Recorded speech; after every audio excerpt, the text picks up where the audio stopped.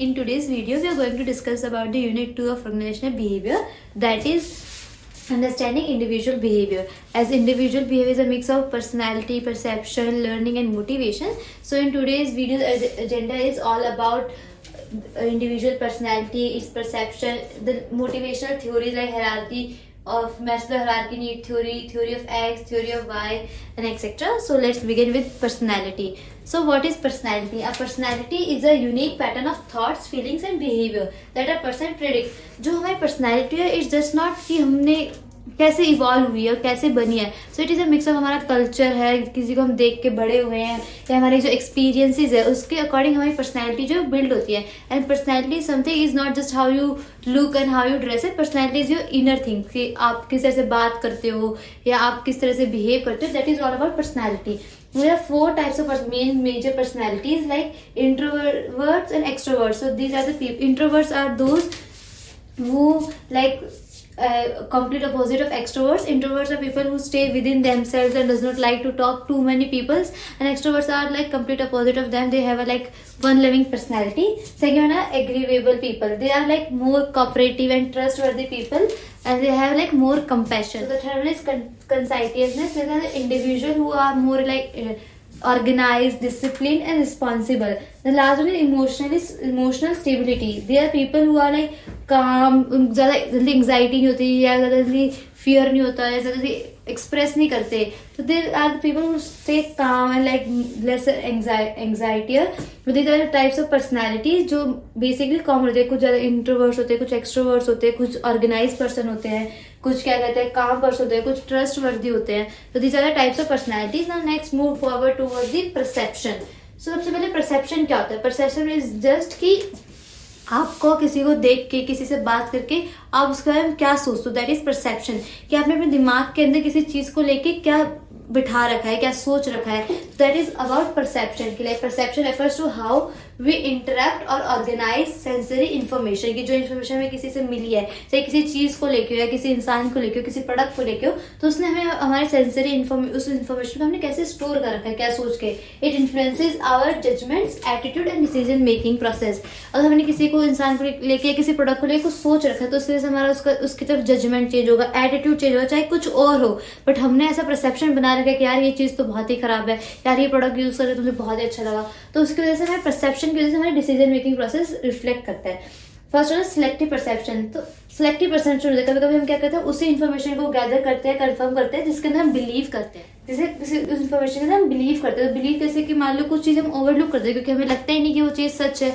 तो that is selective perception. हम उन्हीं चीज को बिलीव करते हैं जो चीज के अंदर हम बिलीव करना चाहते हैं. Next one is hello effect. तो हेलो इफेक्ट वो इफेक्ट होता है मीन्स अगर आपको किसी पर्सन से फर्स्ट इंटरेक्शन हुआ, वो पॉजिटिव इंटरेक्शन रहा, अच्छा इंटरेक्शन रहा, तो आप उस इंसान के बारे में अच्छा ही सोचोगे. आपको लगा कि he is a good human being. या मान लो आपने किसी एक पर्टिकुलर कंपनी जिसके वेराइटीज ऑफ प्रोडक्ट्स आते हैं, आपने उसका एक प्रोडक्ट यूज किया, यू थिंक यार बहुत अच्छा प्रोडक्ट है, तो वो हेलो इफेक्ट है कि आपने एक चीज को सोच के परसेप्शन बना लिया कि उसकी सारी ही चीजें अच्छी होगी. That is known as halo effect. The last one is projection. तो projection is an attribute of our own thoughts, feelings and motivations to others. कि हमने उस सामने के इंसान को लेके एट्रीब्यूट बना रखा है कि यार मैंने इसके बारे में सुन रखा है, ये ऐसा है तो ये ऐसा ही होगा. या I have listen negative word of mouth किसी चीज के बारे में, किसी प्रोडक्ट के बारे में, किसी सर्विसेज के बारे में, I will not go there. These are the 3 types of perception जिसकी वजह से हम अपने आप को रिस्ट्रिक्ट करते हैं. Now the next one is learning. हर एक इंडिविजुअल का, स्टूडेंट का लर्निंग पेस डिफर करता है. So that means learning is a process of acquiring new knowledge, skills और बिहेवियर्स थ्रू एक्सपीरियंसेस. सो उसके लिए there are 3 types of learning theory. First one is cognitive theory. So cognitive theories focuses on the how employees process information, perceive situations and make sense of their experiences. So cognitive theories basically आपको बताता है कि employees जो है वो अपने experience को, अपने इन्फॉर्मेशन को कैसे प्रोसेस करता है और उस चीज़ों को किस तरह से, किस पेस पे लर्न करता है.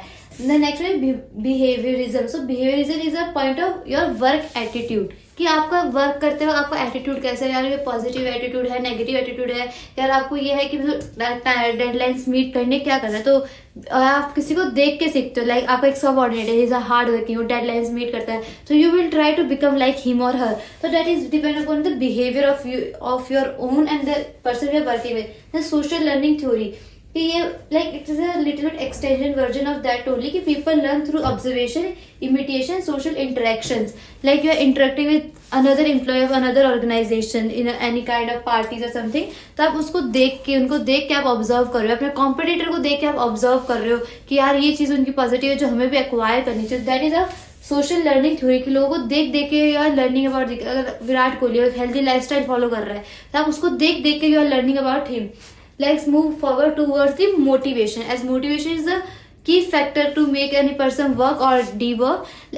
Motivation are also two types, that is a monetary motivation related to the money, and there is non-monetary motivation also. So like motivation is a force that drives individual to act and achieve goals. Understand motivation theories helps you to understand how people drive their performance and what makes them to do the work.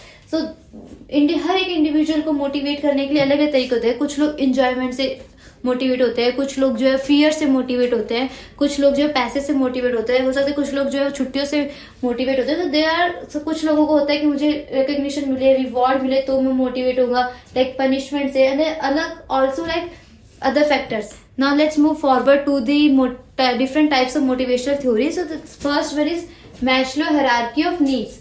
So Maslow hierarchy of needs covers 5 different types of motivational theories, motivational things. The first basic need of any human being is physiological need, that is basically रोटी, कपड़ा and मकान.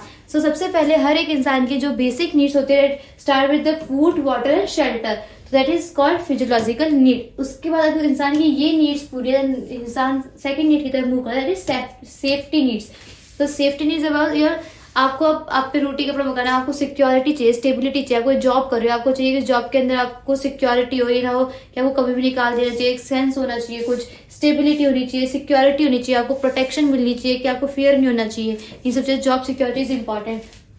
Third is love and belongingness need, that is आपको, आपके पास अगर रोटी कपड़ा मकान है, फिर आपको सिक्योरिटी है कि हाँ चीज भाई वो चीज आपको रहेगी, then you need a sense of belongingness.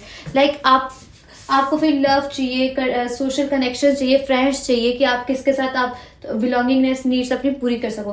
The fourth one esteem needs. So esteem needs are come that self worth क्या, आपका रिकग्निशन कितनी, आपको सोसाइटी की रिस्पेक्ट कितनी मिल रही है. जब ये 3 चीजें पूरी होगी, then you comes to the esteem needs. And the last one is self actualisation.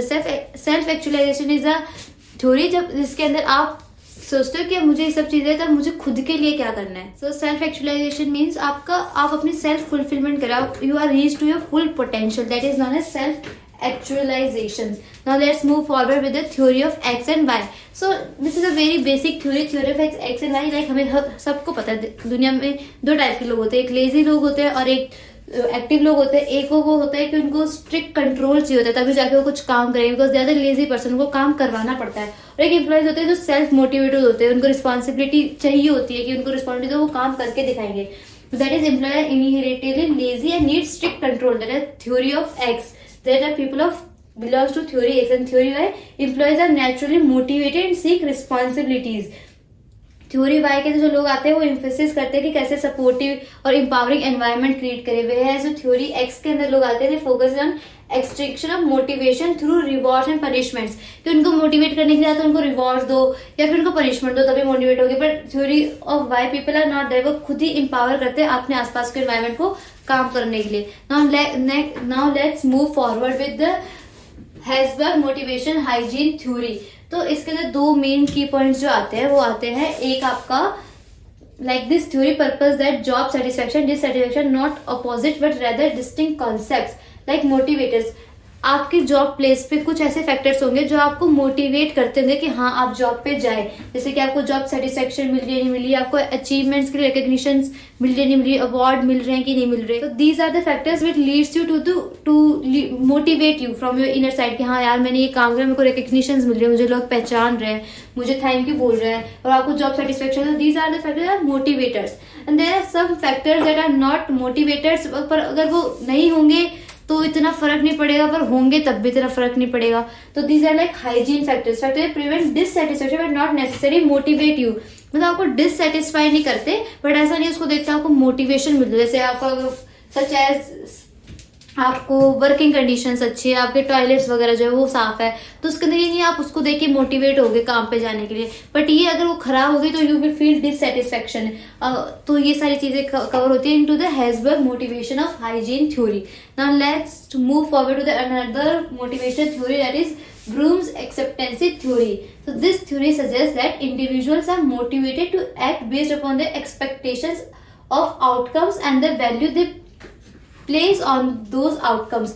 तो इंडिविजुअल्स होते हैं वो उन्हीं फैक्टर से मोटिवेट होते हैं जो फैक्टर्स उन्होंने आउटकम डिपेंड करते हैं उनके आउटकम से। Like first one is expectancy, कि लोगों का बिलीफ है कि they effort that lead to successful performance.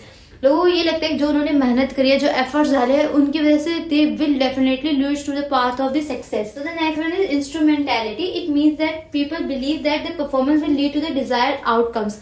Like किसी इंसान ने कुछ काम कर दिया तो उनको लगता है, जो वो एक्सेप्ट कर रहे थे कि इसकी वजह से, लाइक कोई रिपोर्ट है जो आपने एनालिसिस करी, उसको एनालिसिस करके आपको लगा कि भाई sales will going to increase, तो you believe that the performance will lead to the desired outcomes. आपने कुछ काम करा, आपने प्रोडक्ट लॉन्च करा, तो आपको लगता है कि हाँ भाई इसका इतना सक्सेस रेट है, इतना आउटकम निकलेगा ही निकलेगा।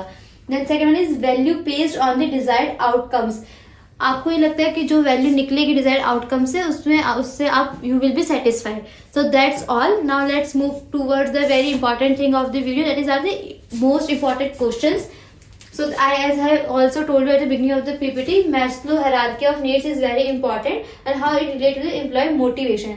Like here, like I have told you in the first video also, you have to, in some questions you have to give examples. What motivate you to, like you have to draw the figure, then you can add on the example. And also like there are things that what are the key components of Herzberg motivation hygiene theory. So you can add those points that we have already discussed. So that's all from my side. Thank you everyone. We will meet soon.